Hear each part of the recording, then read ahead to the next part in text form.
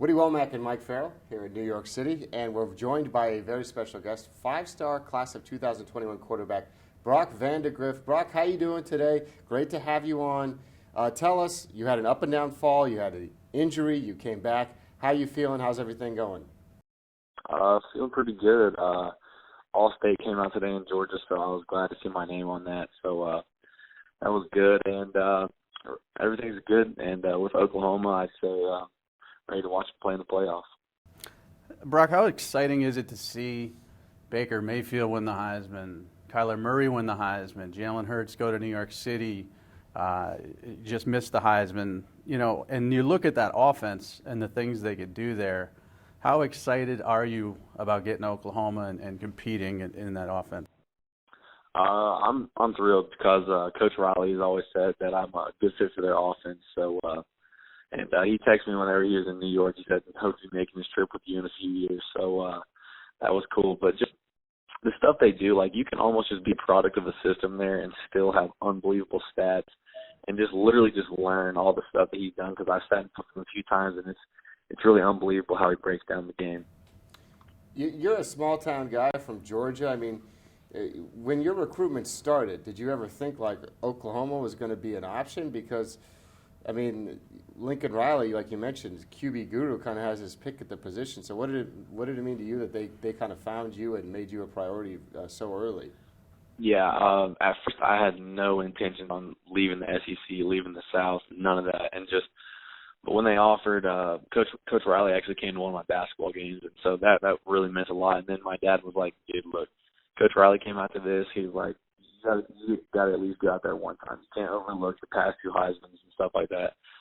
So whenever we went out there, the first visit was it was unbelievable. And like Coach Riley was one of the most personable coaches I've ever met. And so went back again, and I started really starting to like the university a lot. So has Coach Riley talked to you a little bit about recruiting in the SEC area a little bit more? And as a quarterback in this class, do you feel a responsibility to sort of like try to get some kids to at least show interest in Oklahoma from the Southeast? I don't say we've talked too much about it because, I mean, if the kid likes Oklahoma, then you like an Oklahoma. And they recruit a lot from the California area and Texas, and I'm not really familiar with those states as much. But I'm trying to get a few kids from Florida and a few kids from Georgia to at least go on a visit or two. We know they haven't had a commit in the class of 2020 at quarterback, but they've talked to Chandler Morris. We've heard some rumblings there.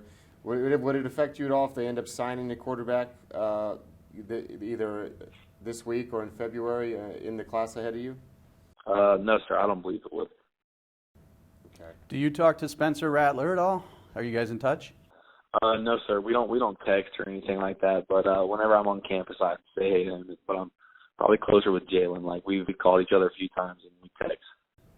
Was it intriguing to sort of, raise your level of competition by going to Oklahoma following, a five-star, even if it is two classes removed?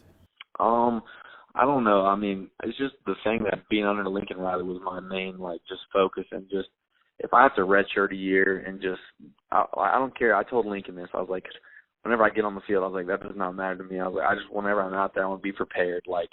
And if I have to sit a few years or sit a year or two and just learn the system, and then when my time comes, it's just like he was telling me how Kyler and Baker, Kyler and Baker literally played 1 or 2 years with me. He's like, you don't need every year. You don't have to play all 4 years. You don't have to play as a true freshman. He's like, just when you're out there, he said, you need to be prepared. And I was like, yes, sir.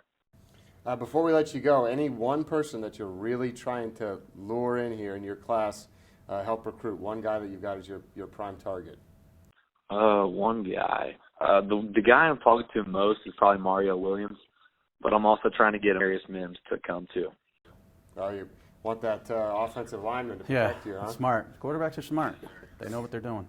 All right, Brock, thanks a lot. We really appreciate it. And stay locked into Ravels.com. More interviews, more analysis of the early signing period this week.